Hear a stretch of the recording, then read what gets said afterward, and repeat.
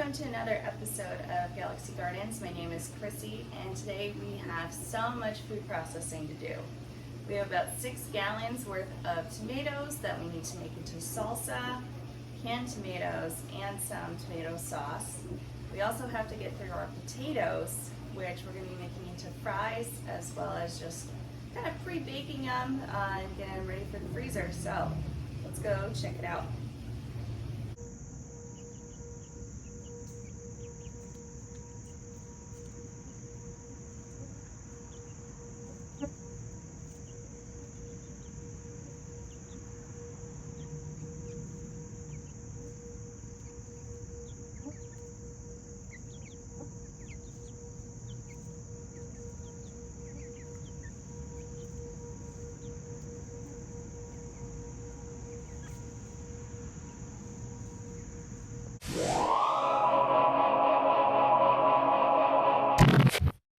We didn't make any canned sauce last year, just because it was easier for me to make a bunch of canned tomatoes and call it a day. We're gonna try some sauce this year. We're actually gonna be trying to remove the skins and maybe getting some of the seeds out of there. We don't really mind them, but I'm interested to see how that'll come out. We'll see. I'm a little skeptical, but yeah, let's go to it. For all these recipes, we're either going to be following a tried and true salsa recipe that I use, or what's recommended in the ball book that we use. I've shown you on some other videos, you can go find it. We have a bunch of tomatoes to get through. I already started taking some stuff out for the salsa. The salsa is actually pretty easy. And then I'm in the process of defrosting some tomatoes, and we'll see how long that takes. Hopefully not too long. When they get to a certain point, we'll actually be able to just pull the skins off. I'd love to have some dried tomato flakes, which I usually make with the dried skins, and then I'll just pulverize them. It goes really good as a topping on things. We'll also see about getting some seeds out this year. And we gotta go grab everything. So for the salsa, I already threw a cup of apple cider vinegar in here. Just trying to get our water heat up for the jars. Salsa is really easy because you can pretty much chop everything up and put it in the pan at the same time, and then you're just bringing it up to a boil. You don't really have to like cook it because it's going to get processed in the water bath canner anyways. So it's one of the easiest things you can do.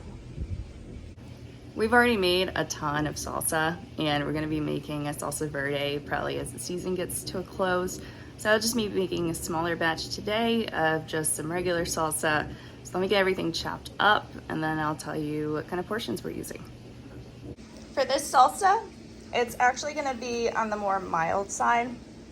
I was thinking of putting these lemon drop peppers in.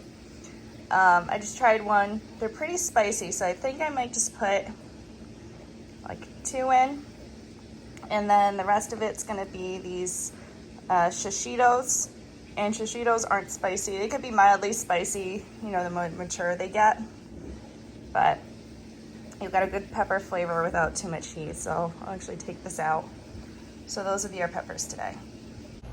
Okay, so we're doing a smaller batch of salsa because I don't have too many pint jars, but we got everything chopped up. I want to show you what it looks like. I have the heat on, and I'm just mixing everything up. So this is a mix of a few kinds of tomatoes, red, green, and yellow, 1 onion, a few pickled garlic cloves, and apple cider vinegar. Now what I like to add in here additionally is a splash of lemon juice, just for flavor. Then we're gonna add in some salt and cilantro. And you can also add in a little bit of sugar if you want, but you don't have to. I would say once you add in those other ingredients, give it a taste, and then make a judgment call from there. Once this heats up more, I'm actually going to be throwing about 1/2 to 2/3 of this in the blender to mix it up, and we'll get a thicker salsa. Now you can put cumin and other seasonings in here. Today we'll just be doing salt, and cilantro. I almost forgot to add, we're also putting oregano in. We got everything up to a simmering point, so it's time to start taking some out and blending it.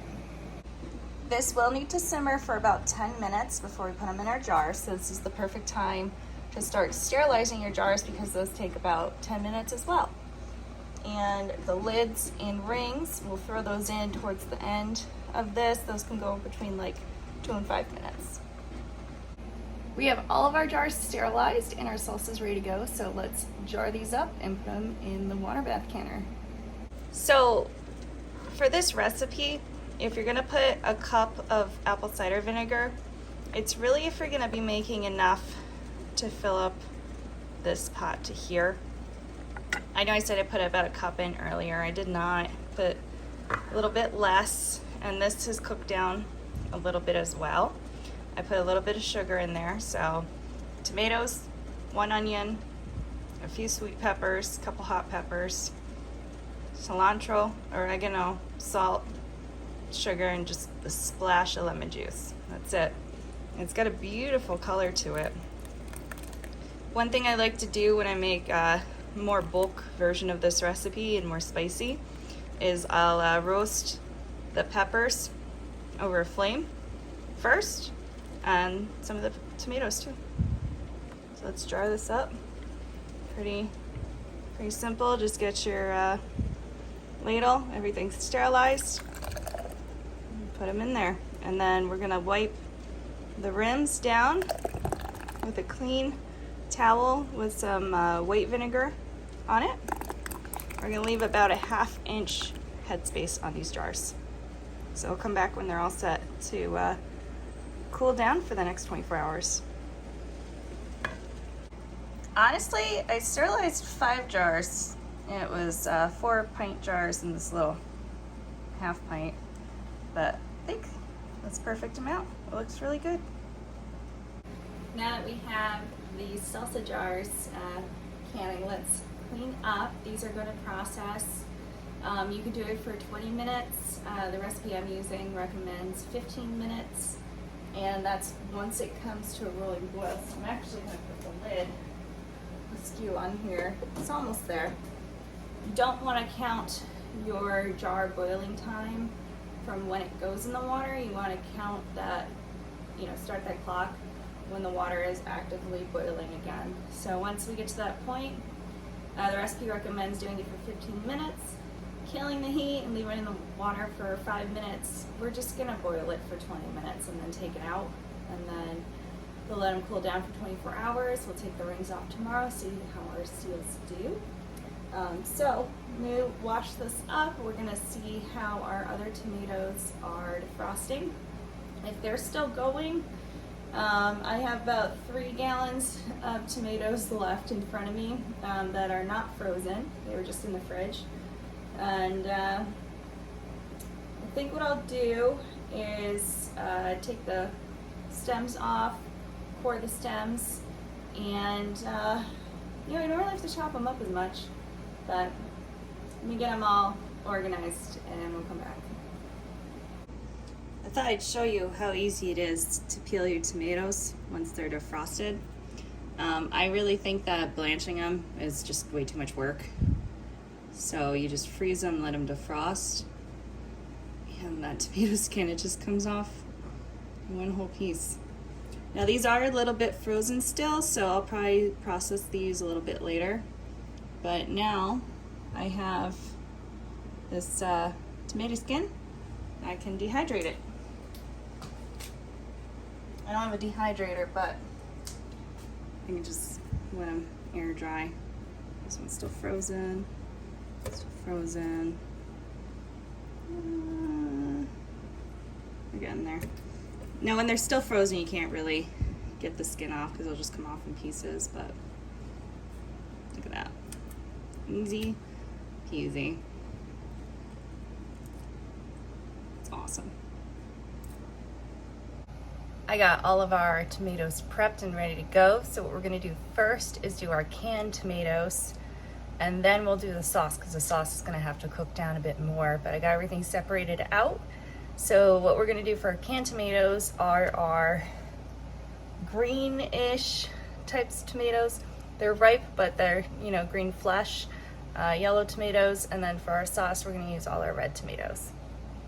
When these are ready for sauce, what I'm actually gonna do is throw them in the blender, and then we're gonna strain out all of the seeds and skins. These are some of the green tomatoes. I saved all the skins from them, but they've been sitting out in the sun to finish defrosting. You can see all the water that's come out of them. That is what you want. You want to get out as much water as possible. That's not where the flavor is.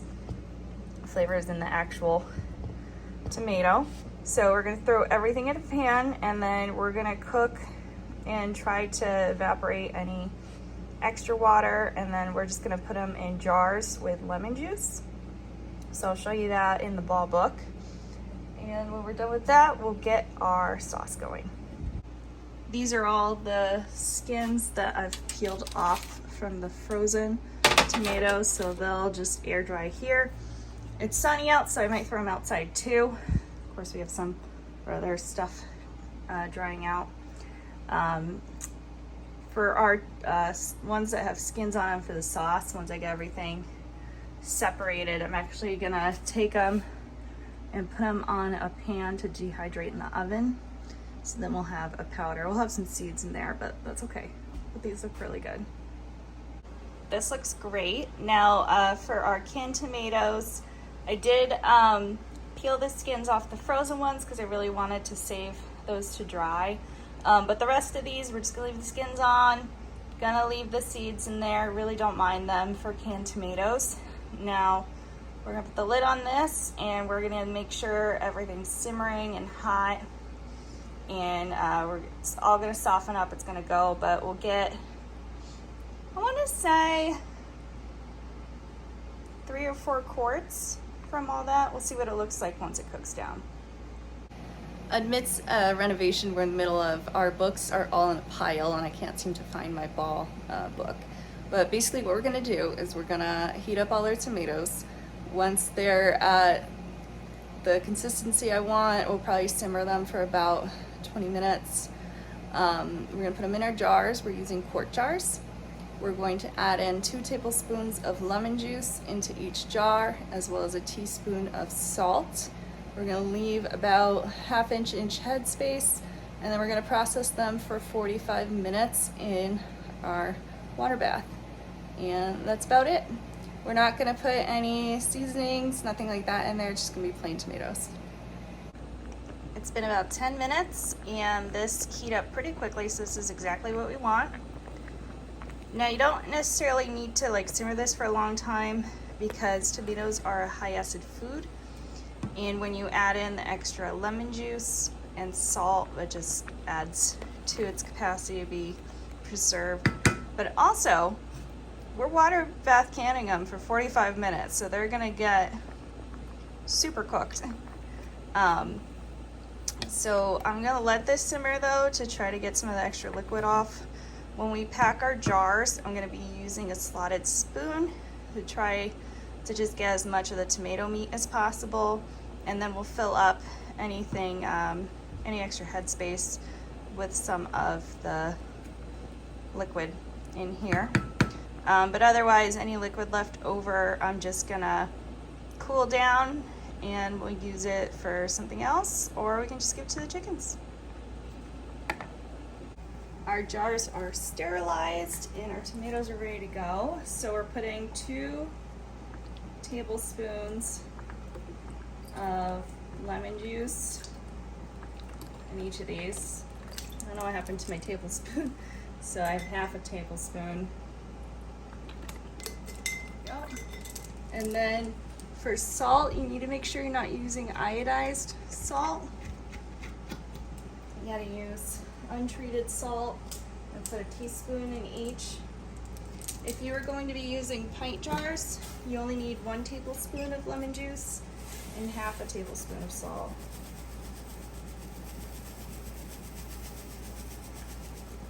So I just have some plain kosher sea salt here.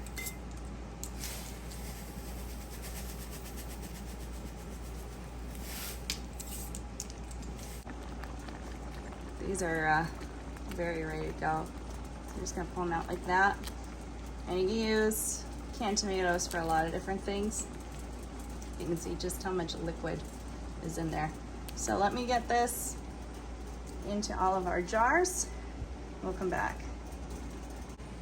With just the tomatoes, we were able to fill up each jar a little over halfway. So now we have some of this liquid left. We'll use that to top everything off. And you're gonna use just over a 1/2 inch headspace for these. We'll call it a day. We're gonna use the same process as before. We're gonna let this water come back up to a boil, and then we're gonna set our timer for 45 minutes. And we had just enough to do 4 quarts, which is awesome. Our big preservation day is going great so far. I wanted to make a note about water bath canning. Whenever you're doing that and you're processing your goods, you want to make sure there's at least 1 inch of water above the top of your jars at all times, because they need to be fully submerged to do what they need to do. So I'm going to clean up everything here. We're going to get our sauce going, and then we're going to start going through the potatoes. Some of them we're going to be boiling, some of them baking, and some of them in storage. I think we're going to do a part 2 for that. And when we're done doing all of our tomatoes, that'll wrap up part 1 here. Well, hey girls, you working hard?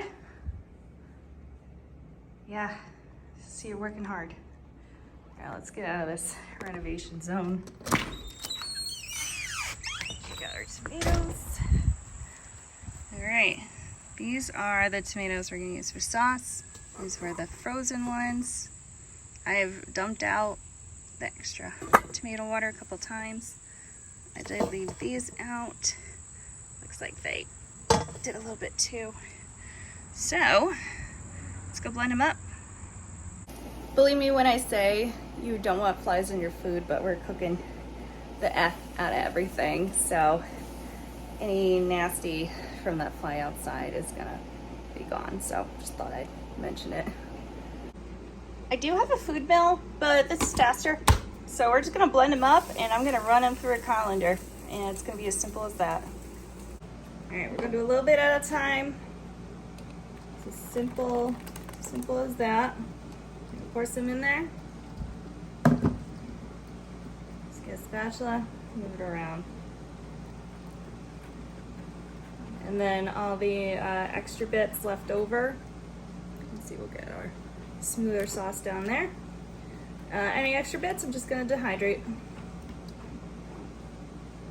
Probably not. Yeah, kind of defeats the purpose.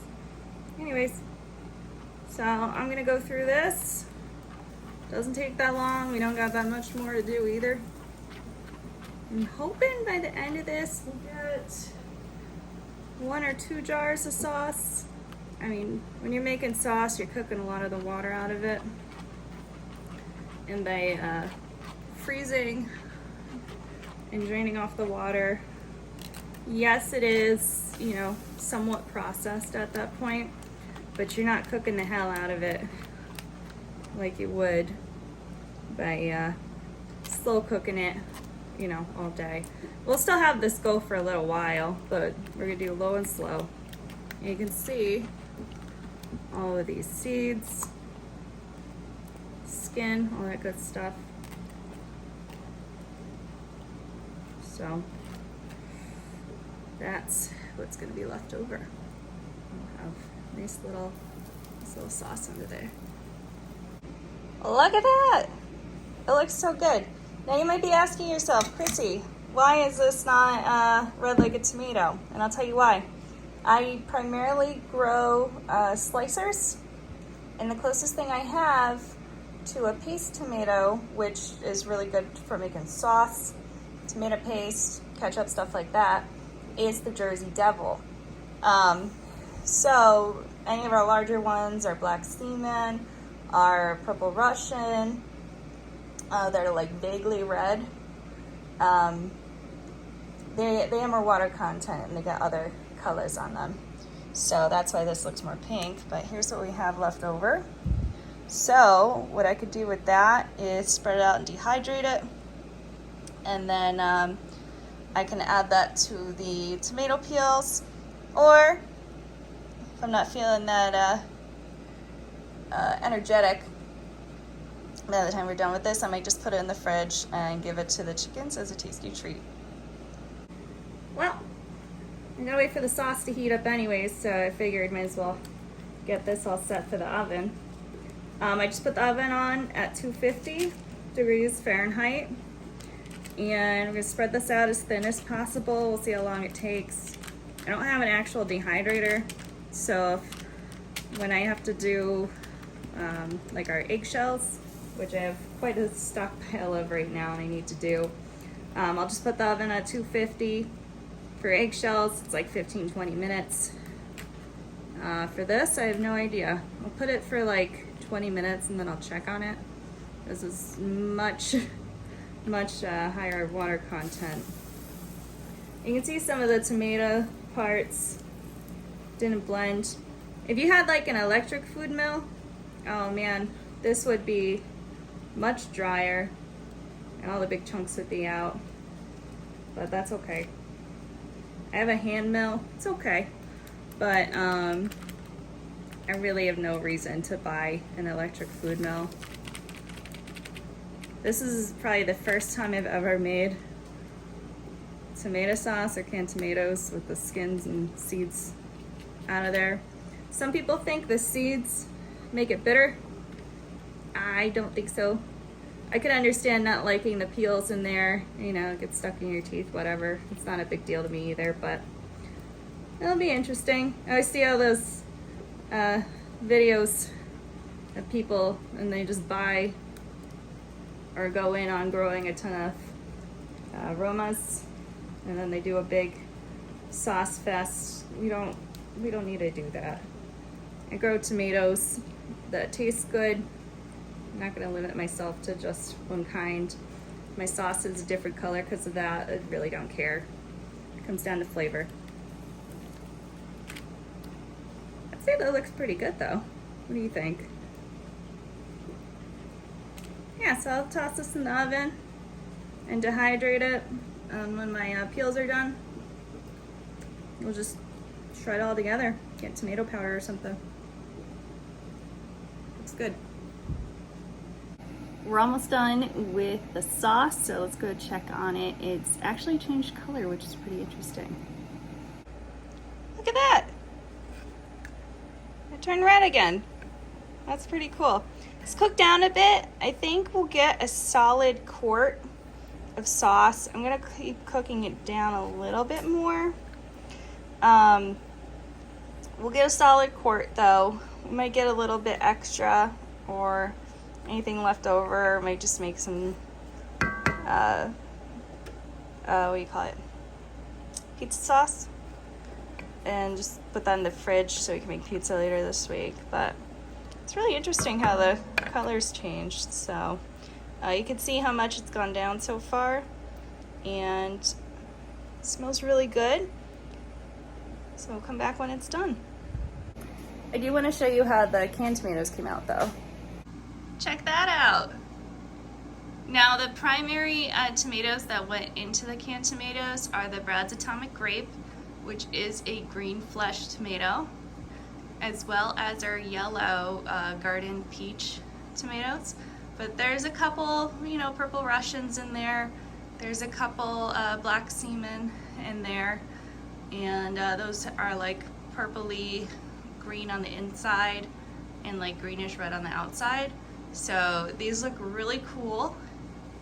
They're not your traditional, you know, red canned tomatoes, but those tomatoes taste phenomenal. So really excited to have this on hand. All right, our sauce is ready, so we're gonna put it in our jars. We're gonna do the exact same thing we did for candied tomatoes. We're using quart jars. We're putting 2 tablespoons of lemon juice in there, 1 teaspoon of salt, and this isn't recommended, but I'm gonna do it because it's my house and I'm gonna do what I want. I'm gonna put some fresh basil in, and that'll be it for canning today. And then in part 2, we'll get to the potatoes. So let's get this going. We're gonna can it just as long, about 40-45 minutes. And when it's all done, we'll go over all the jars. We'll see you soon.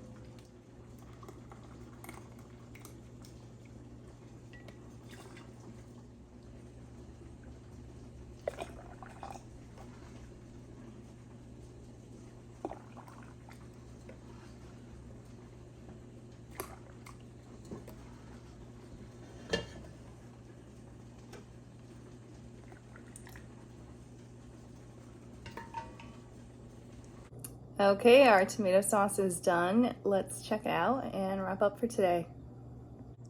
There you have it. There's all the salsa, canned tomatoes, and tomato sauce. So we started with about 6 gallon bags worth of tomatoes, and we ended up with about, let's see, 2, 4, 6, 8, 10. Wow. I'd say probably about 8 quarts worth. That's pretty good.